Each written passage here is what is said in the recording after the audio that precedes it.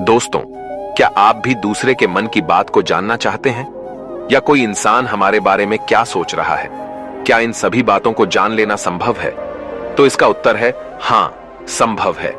दोस्तों, अगर आप भी इन सभी सवालों का जवाब जानना चाहते हैं तो वीडियो को अंत तक जरूर देखें, क्योंकि इस वीडियो में मैं जो प्रयोग आपको बताने जा रहा हूं, अगर आप उन्हें लगातार अभ्यास करते हैं तो आसानी से आप किसी के भी मन की बात को समझ पाएंगे और महसूस कर पाएंगे। देखिए, 100% तो नहीं कह सकते, लेकिन किसी हद तक आप किसी के भी मन की बातों को जान सकते हैं या समझ सकते हैं।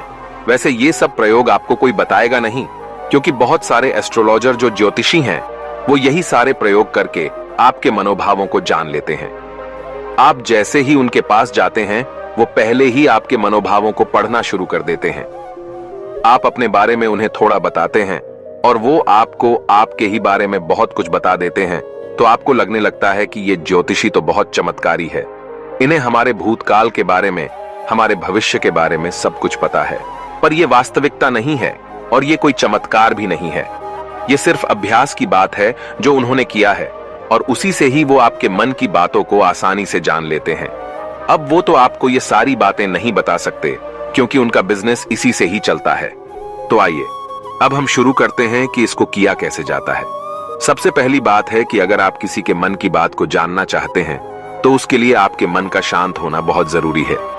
थोड़ा ध्यान से समझना इस बात को, तभी आप इन प्रयोगों को सक्सेसफुली कर पाएंगे। मैं आपको एक कहानी सुनाता हूँ। एक जैन फकीर थे जिनका नाम जॉर्ज गुरजिफ था। उनके पास जो कोई भी शिक्षा लेने आता था, वो उन्हें सिखाते थे कि तुम शब्दों से नहीं, मन के भावों से बातचीत करना सीखो, जिसे टेलीपैथी भी कहा जाता है, जो बिना कुछ कहे एक दूसरे के साथ अपने मन में बात कर लेना।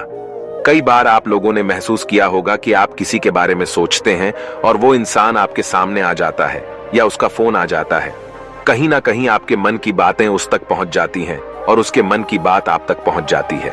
जो जैन फकीर थे, वो अपने सारे शिष्यों को एक प्रयोग सिखाते थे कि तुम अपने आप को एक कमरे में बंद रखो और एक भी शब्द नहीं बोलना है, किसी से कोई बात नहीं करनी है। सबसे पहले तो तुम अपनी वाणी को शांत करो।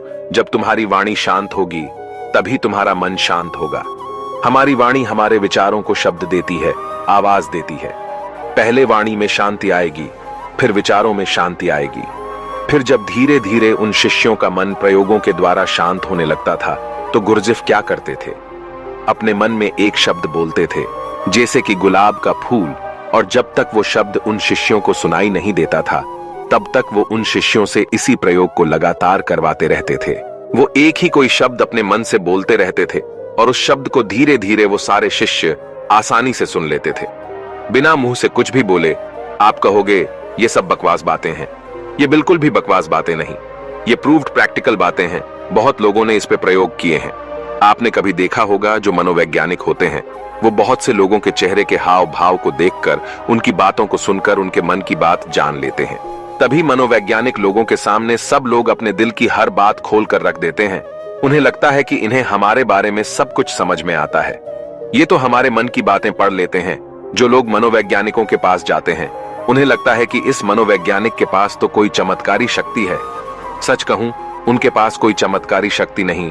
उन्होंने बस अपने विचारों को शांत करके, खुद के विचारों में ठहराव ला करके, उन्होंने अपने भावों को, अपनी ऊर्जा को आपसे कनेक्ट कर लिया है।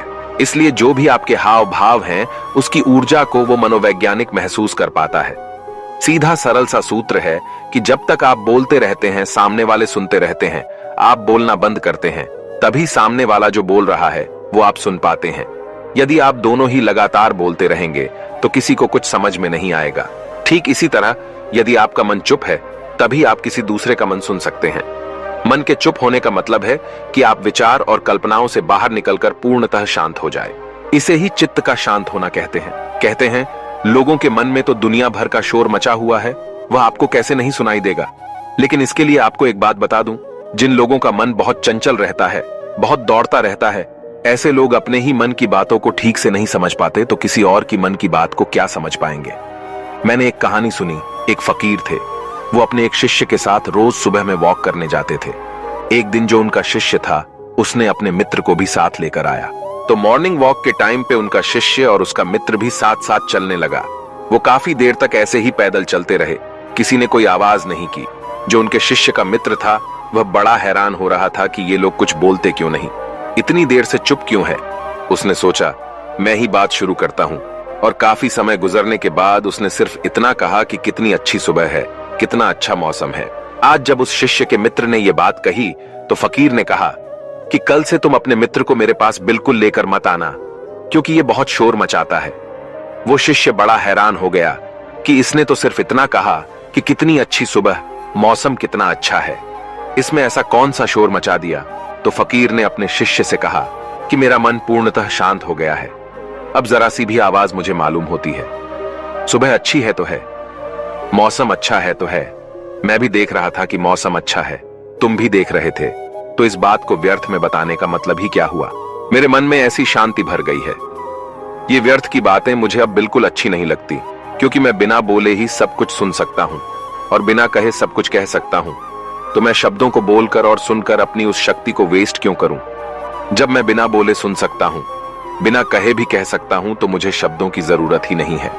अगर आप भी चाहते हैं कि आप दूसरे लोगों के मन की बात जान सके, तो उसके लिए आप एक प्रयोग करें।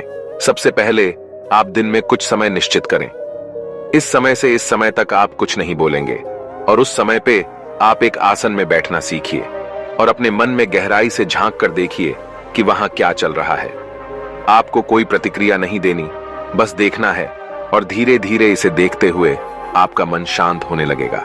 इसे ही महात्मा बुद्ध ने 5 सती योग कहा है, जिसमें आपका पूरा ध्यान आपकी श्वासों पर रहता है। इससे आपके मन में पूर्णतः शांति आ जाती है, और जब आपका मन पूरी तरह से शांत हो जाता है तो आप अपने आसपास में हो रही चीजों को, लोगों को गहराई से देख पाते हैं, गहराई से समझ पाते हैं, सुन पाते हैं। एक शांत चित्त वाला इंसान बिना कहे भी सामने वाले की हर बात को समझ लेगा, और वो जो कह रहा है उसकी झूठी बातों में वो कभी नहीं फंसेगा, क्योंकि एक शांत चित्त वाला वो सब कुछ सुन सकता है जो एक साधारण इंसान कभी नहीं सुन सकता। अगर आप भी चाहते हैं कि आप लोगों का मन पढ़ सकते हैं, उनके मन में चल रही भावनाओं को महसूस कर सकते हैं, उसके लिए आप अपने मन को शांत करने का अभ्यास करें। और जब आपका मन शांत हो जाए तो धीरे धीरे लोगों के मन में गहरे झांकने की कोशिश करें। दूसरे के मन की बात को जान लेना, इसमें कोई बड़ी बात नहीं है, पर शर्त यही है कि आपको यही अभ्यास निरंतर करना होगा। जिस दिन आपका अभ्यास सिद्ध हो जाएगा, आपको बिना कहे भी लोगों के मन की सारी बातें बिल्कुल साफ सुनाई देंगी। अब आप ये सोच रहे होंगे, किसी और के मन की बात पता करके हमें क्या फायदा मिल जाएगा। लेकिन मैं आपको बता दूं कि इसका फायदा आपको जीवन के हर क्षेत्र में मिलेगा, चाहे वो आपके रिश्ते हो, आपके क्लाइंट हो, आपकी नौकरी का इंटरव्यू हो, जिंदगी के किसी भी क्षेत्र में चले जाओ। अगर आप सामने वाले की मन की बातों को समझ पाओ, महसूस कर पाओ, तो आप जिंदगी में हर कामयाबी हासिल कर सकते हो। इसके बहुत फायदे हैं। इससे आपको कोई भी इंसान झूठ बोल के धोखा नहीं दे सकता, कोई आपका इस्तेमाल नहीं कर सकता है। आप हर तरह की भावनात्मक चोट खाने से बच जाएंगे। ये सब इतना जल्दी नहीं होता, लेकिन निरंतर अभ्यास से आप लोगों के मन की बात जान पाएंगे।